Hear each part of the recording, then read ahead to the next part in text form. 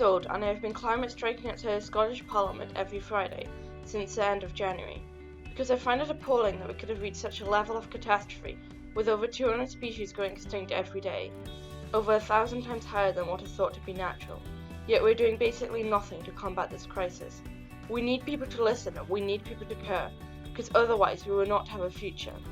I think that it is possible to save this planet. It will take dedication, persistence and drastic change. Yet this is our only chance.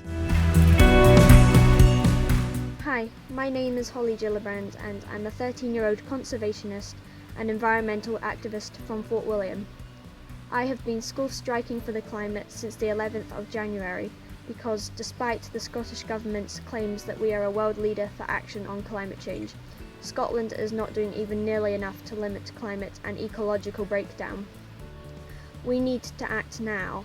We are in the midst of the 6th mass extinction with up to 200 species going extinct every single day. Extreme weather events are becoming ever increasingly common, and whole countries are disappearing under rising sea levels.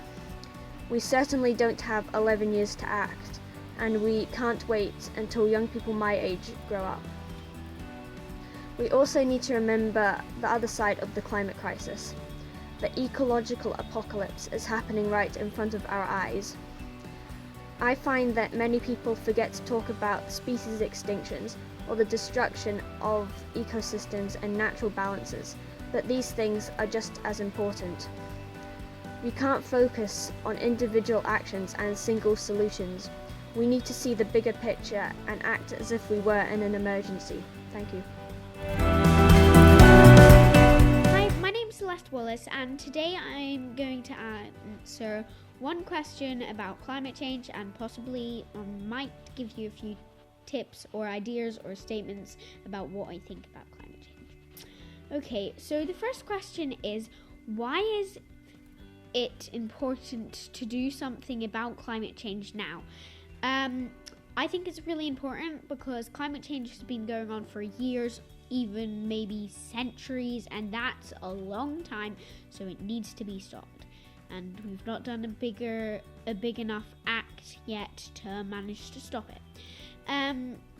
Another thing on that is basically I'm really scared about my future because my future can have a lot of severe weather if we don't act fast and now.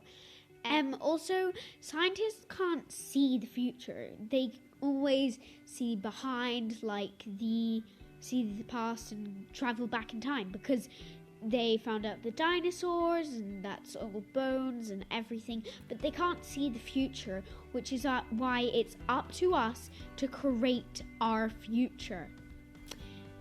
Thanks for your time, and I know that some of you watching this video won't want to listen to kids because they think, oh, we're too young and we don't have sensible ideas, but I'm really happy that you're listening to me, even if it's only some parts of this video. Thank you. Bye!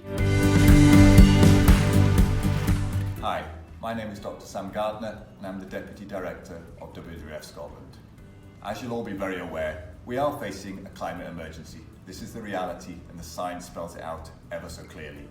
We know that we have to act, and we have to act with greater urgency has been the case of late. We now have a hugely powerful statement of intent in the Scottish Parliament that we need to decarbonise our economy by 2045 at the latest. This requires a massive acceleration in all our efforts in how we replace fossil fuels with renewable energy and how we capture emissions from our land use sector. We all have a hugely important role to play in doing that, whether it be government at a national level, local government or communities on the ground who are often leading the way and demonstrating that there is not just appetite but the ability to really take forward new technologies and show and demonstrate that these technologies are viable, they can be adopted, they do work, and the public embrace them when they're shown how they can be part of their everyday lives. So I think we have now the clarity of direction that we've needed for some time about what it is that Scotland needs to do.